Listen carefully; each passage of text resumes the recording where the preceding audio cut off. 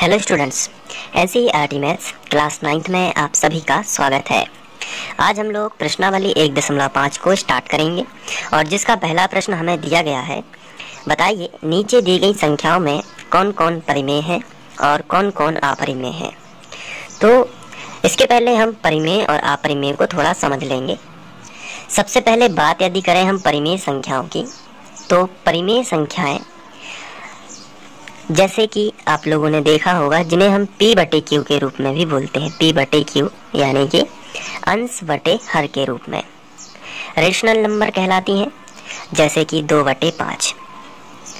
तो इसमें अंश भी है और इसमें हर भी है, तो ये कौन सी संख्या होगी?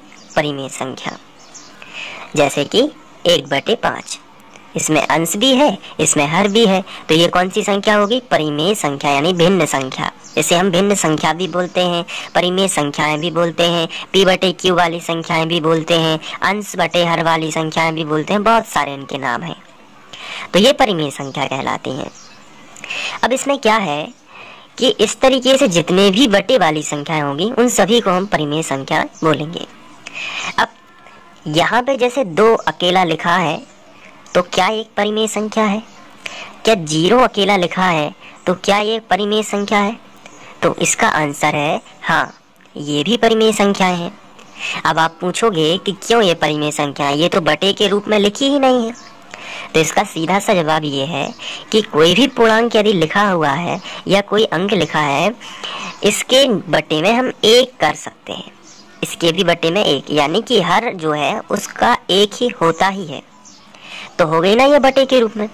तो कोई भी पूर्णांक लिखा हो वो भी परिमेय संख्या के अंतर्गत आएगा, और वैसे परिमेय संख्या भिन्न के रूप में तो है। जैसे आपसे किसी ने पूछा कि बताइए 4 परिमेय है कि अपरिमेय है, तो आप तुरंत कहोगे कि 4 क्या है? परिमेय संख्या है।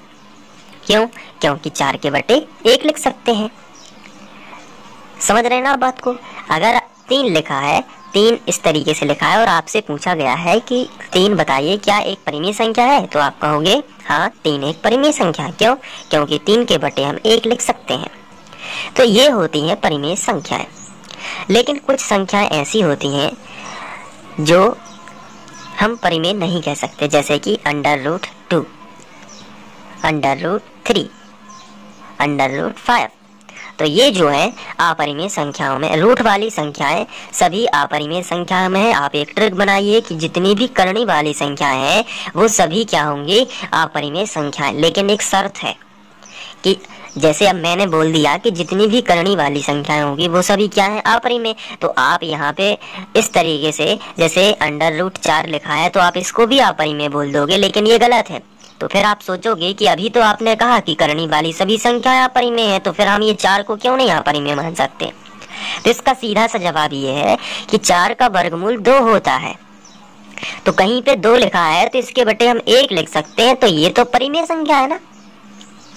इसलिए आपको ध्यान रखना है कि कोई ऐसी संख्या तो नहीं लिखी है जिसका वर्गमूल निकल रहा हो। जैसे कि यहाँ पे √25 लिखा है। क्या लिखा है? √25। अब मैं आपसे पूछता हूँ कि बताइए ये परिमेय संख्या है कि अपरिमेय संख्या है, तो आपका क्या जवाब होगा? बताइए। आप कह सकते हैं कि यह एक अपरिमेय संख्या है, लेकिन वो गलत होगा, क्योंकि करनी जब लगी हुई है तो ऐसा बिल्कुल भी नहीं है कि करनी लगा देने से वो अपरिमेय संख्या बनेगी। क्यों? क्योंकि देखना जरूरी होता है कि क्या उसका वर्गमूल तो नहीं निकलता। जैसे 25 का 5 निकलता है ना, तो 5 तो एक परिमेय संख्या होगी। क्यों होगी? क्योंकि इसके बटे तो हम 1 लिख सकते हैं ना। इस तरीके से आपको समझना। लेकिन अगर √23 लिखा है, ये समझिए आप, तो इसका कोई भी वर्गमूल नहीं निकलता, तो ये क्या होगी? एक अपरिमेय संख्या ही होगी। जैसे किसी का दशमलव प्रसार इस तरीके से लिखा है 0.01 001 0001, तो ये भी क्या होगी? एक अपरिमेय संख्या ही होगी। तो इस तरीके से हम परिमेय अपरिमेय को समझ सकते हैं। अगर आपको फिर भी समझ में ना आया हो तो आप वीडियो एक बार फिर से चला दीजिए, आपको पूरा समझ में आ जाएगा। चलिए, इसके बाद हम बात करेंगे क्वेश्चन की। इसमें हमसे पूछा गया है कि बताइए नीचे दी गई संख्याओं में कौन कौन परिमेय है और कौन कौन अपरिमेय है। तो अब तो हमें पता है कि परिमेय संख्या क्या है और अपरिमेय संख्या क्या है, तो हम आसानी से बता सकते हैं। जैसे पहला पहले का क्या होगा, परिमेय होगा कि अपरिमेय।